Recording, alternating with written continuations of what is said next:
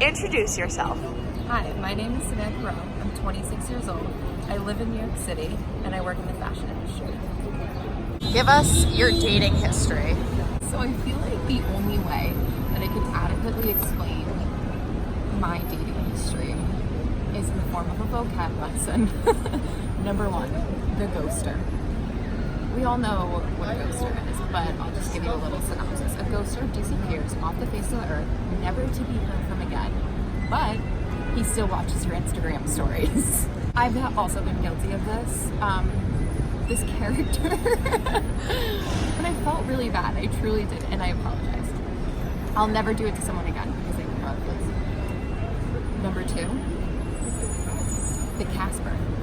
This is the friendly ghost. They're no longer asking you on dates, but they're still seeking some empty validation that you fulfill for them for 24 hours until they come back around again. So the zombie is actually the most terrifying of them all because the zombie is a fucking ghost that comes back to life and expects that you're waiting for them. Who the fuck waits for a goddamn ghost? The Orbiter. This one sucks because this is the guy that like you think you're gonna change because he'll give you bits and pieces of himself, but never his full self. So he just orbits around you constantly, poking at you, leaving little emojis on your Instagram page that you try to decipher for 4 days the meaning of when really it means fucking nothing. And last but not least, my favorite of all, the Matt. Not only have I dated every goddamn Matt in this city to the point where I've had to start to number them or give them like their own little personalities to explain to my friends because everyone's like, which Matt are you freaking talking about? There's at least 5 at this point. I have a date with a Matt tonight. I'm not even joking. So not only is the Matt like the Matt in a literal sense, but he also encompasses every guy in New York City that works in finance, wears a Patagonia vest, and reserves his Saturdays for the boys. Need I say more? I've done the dating scene in New York City, as you can tell, and I'm just ready for the next step. I'm ready to move on with my life and find somebody that's serious about me, just as serious as I am about them. I'm feeling almost a little bit defeated by how many dates I go on a week that just never amount to anything at this point. Whether it's because I'm not into them, they're not into me, whatever the reason is, I just haven't found that right person yet, and I think that's because I'm meant to be on The Bachelor to find that person. Tell us about your last real relationship and why you would want to find love now. My last relationship was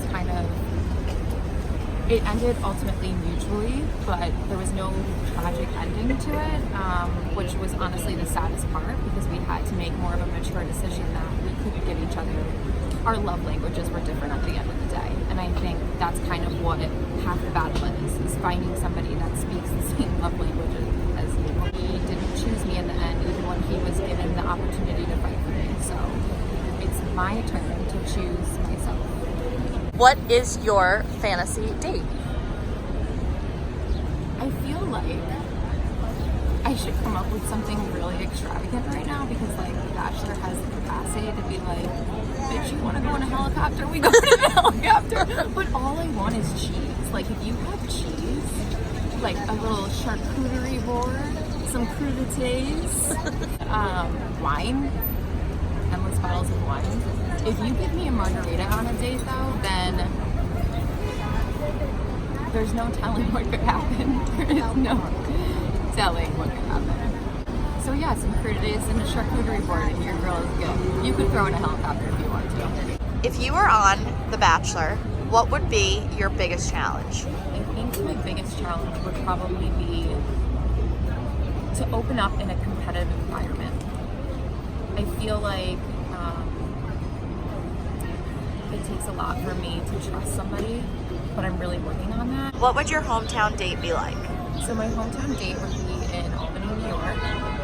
That's actually where I grew up, but my parents, after moving around for a few years, ended up back there with the rest of my family. We would obviously go to my house, but I think the most important stop would be my grandparents' house because it's right around the corner from mine, and that house has been like the most constant in my life. They have a little bar inside their house that we call the Carter Bar, and it just represents family to me. It represents the holidays and everyone just being together. But we always say, if anyone can sit through a night at the Carter Bar and survive my family, then they'll fit right in. Tell us about your family. So I have two siblings that are both younger than me. My parents have been married for almost 30 years. And they're honestly the best of friends. They do absolutely everything together, and I can't imagine having a relationship any different than that. My grandparents are super important to me. They've been married for 63 years, and not only do both of them have the same birthday, but I have the same birthday as them as well. So I've always been very connected to them on just a deeper level. And it's important to me that the person that I'm going to spend the rest of my life with meets those two people. Why should you be chosen to be on The Bachelor? You should choose me to be on The Bachelor because I think at this point in my life, finding love is one of the most important things to me. And I'm trying to make it more of a priority because I tend to push away a good thing. And I need to be in an environment where I'm given that opportunity. So people always ask me, like, what am I looking for in something? Typically it's not something that I can put into words or put down on paper. It's always like within that first like moment of meeting somebody to feel like that soul connection. And that's so important to me because I feel like everybody is connected, or the person you're supposed to be with, like you're connected to them on some sort of spiritual level. And that's really what I look for. And then from there, if you have just like a mutual understanding of each other and your core values and your goals, and you just don't necessarily complete each other because I feel like only you can do that for yourself, but just challenge me in a positive way to just be like the best version that I am, and vice versa.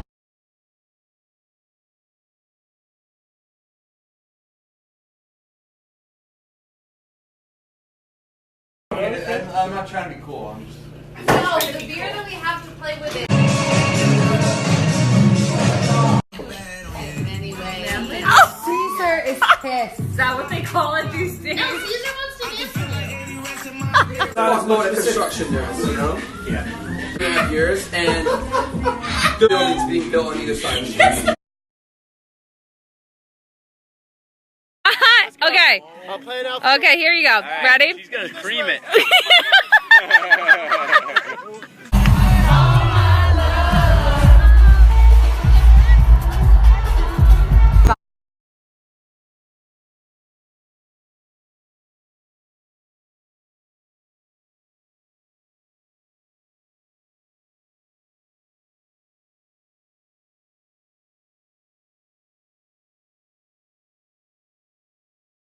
And you're in.